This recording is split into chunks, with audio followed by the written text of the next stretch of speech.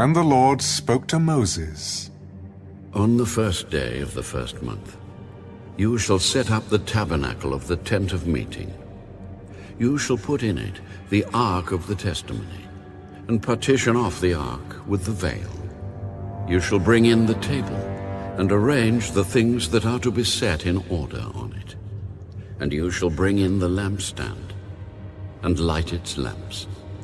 You shall also set the altar of gold for the incense before the ark of the testimony, and put up the screen for the door of the tabernacle.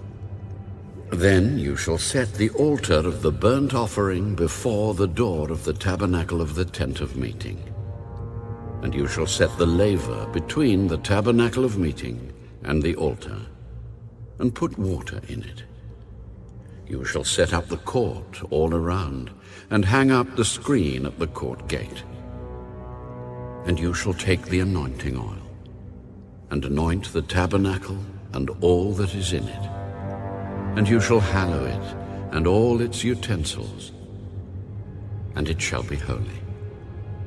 You shall anoint the altar of the burnt offering and all its utensils, and consecrate the altar. The altar shall be most holy. And you shall anoint the laver and its base, and consecrate it. Then you shall bring Aaron and his sons to the door of the tabernacle of meeting, and wash them with water. You shall put the holy garments on Aaron, and anoint him and consecrate him, that he may minister to me as priest. And you shall bring his sons, and clothe them with tunics. You shall anoint them as you anointed their father, that they may minister to me as priests. For their anointing shall surely be an everlasting priesthood throughout their generations. Thus Moses did, according to all that the Lord had commanded him, so he did. And it came to pass, in the first month of the second year, on the first day of the month, that the tabernacle was raised up. So Moses raised up the tabernacle, fastened its sockets, set up its boards, put in its bars, and raised up its pillars.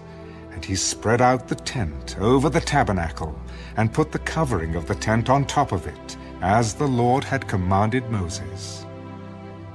He took the testimony and put it into the ark, inserted the poles through the rings of the ark, and put the mercy seat on top of the ark.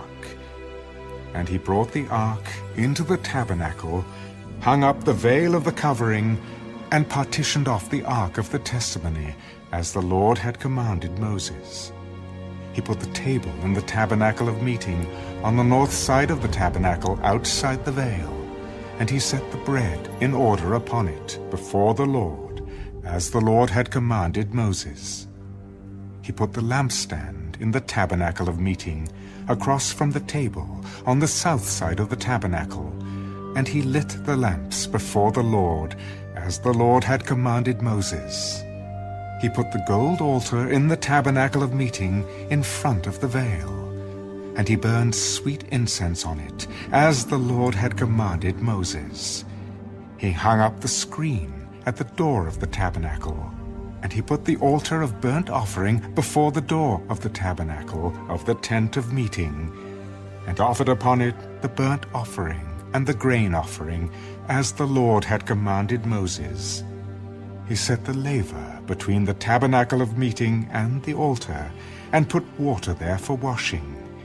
And Moses, Aaron, and his sons would wash their hands and their feet with water from it. Whenever they went into the tabernacle of meeting, and when they came near the altar, they washed, as the Lord had commanded Moses.